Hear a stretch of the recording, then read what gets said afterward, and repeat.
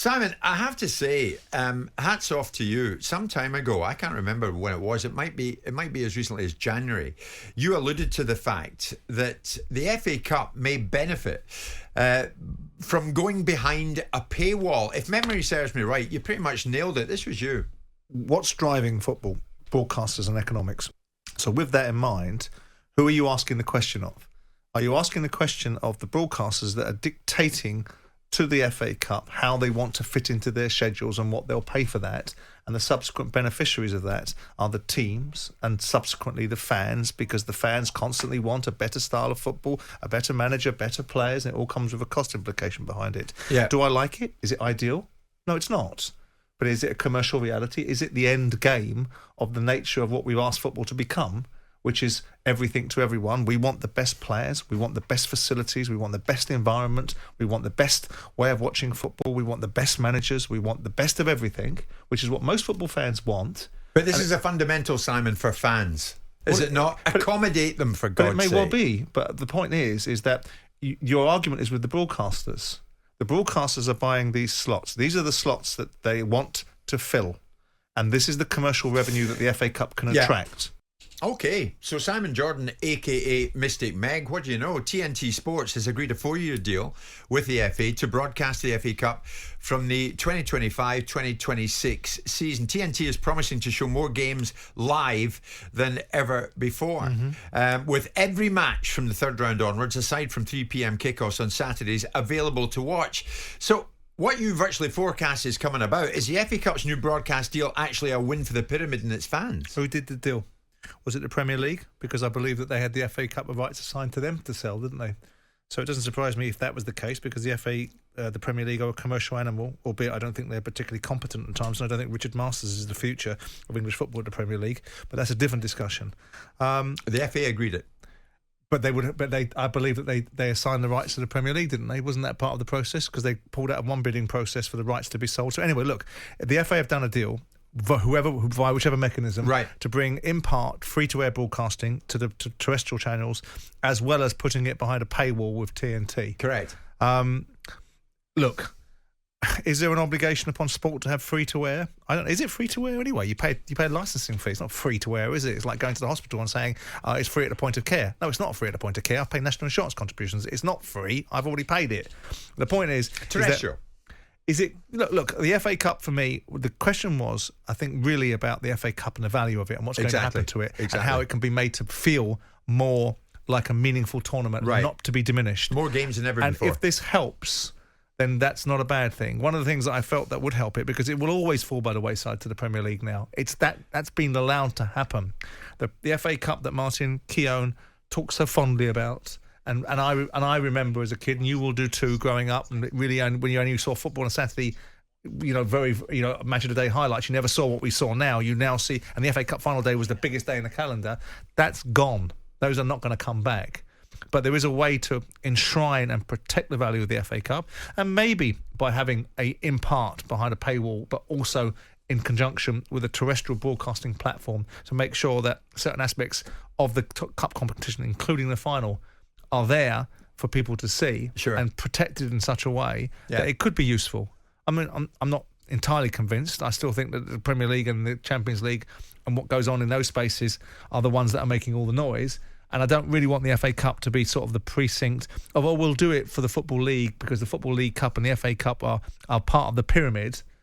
The pyramid should get more money from distributions from the broadcast deals so that the FA Cup can stand on its own merits and not need to prop up the pyramid. Yeah, exactly. Well, I mean, it does mean more money for clubs further down the pyramid, though, which is good, which is vitally important. I don't know. I tried to find, when I was looking into this article, the idea of what they're paying for it. And I couldn't see at this moment in time what they are paying for it. Yeah, but games that ordinarily might not be televised will be televised. TNT's promising to show more games live than ever before. Again, I don't know how much money that will generate for the clubs. I don't know if the facility fee, typically a facility fee is about 150 grand, isn't it?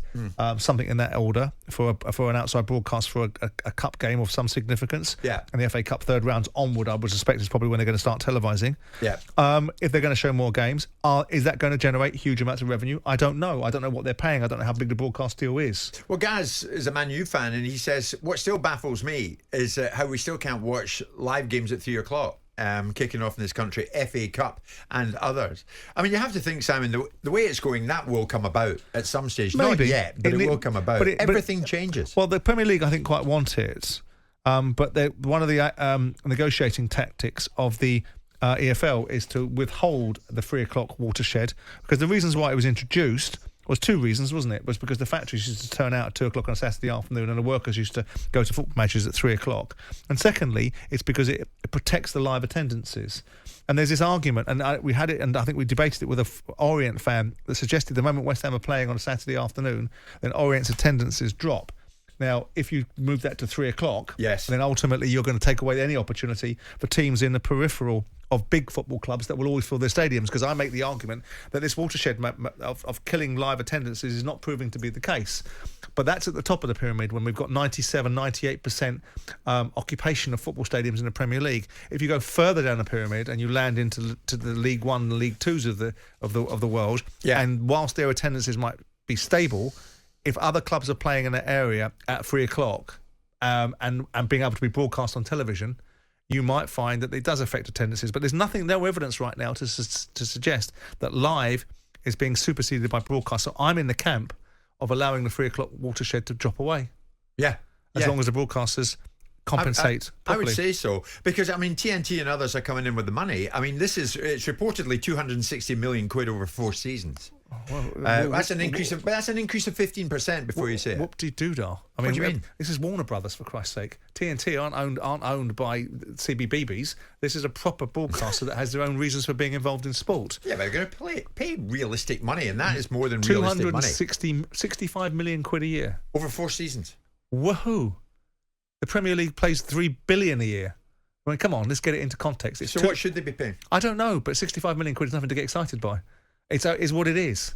I mean, the fact that there's more games on terrestrial TV is something. And by the way, terrestrial TV can pay for more, and enshrine the FA Cup in more values. The BBC hand money out, hand over fist, pay presenters like Gary Lineker $1.5 million a year. They can pay for content just the same as anyone else can, and so can ITV. It's good that TNT are in the mix, though, because ITV and the BBC currently share the rights to show the competition. Right, why is it good for TNT? Well, he's a new kid in the block. Oh, so we can give more profile to Frank Warren, because he's involved with TNT, isn't he? Maybe that's why he was out for lunch with Souness yesterday. You're the one who said the FA Cup may benefit from going behind a paywall. No, what I said was... And I told you to keep that quiet between Frank and Souness. What I said reluctantly was that we may have... If we want the FA Cup to have integral value to the pyramid and to the football clubs themselves that are playing in it, then maybe there's got to be more money on the table. 65 million quid. I mean, with due respect to the hundreds of teams that are participating in the FA Cup, what's that going to get you? Okay. Just thought you'd better than nothing, I suppose. It is better than nothing. 15% increase. It's better than what they had. It's a 15%. Yeah. So what did they have before? 57 million. Incidentally, I joined Warren and Souness late on for lunch. We were talking about you. When the bill would come. And how your days are numbered. Definitely. Jim White and Simon Jordan. Monday to Friday mornings from 10. On AM, on DAB, via the talkSPORT app and on your smart speaker. talkSPORT.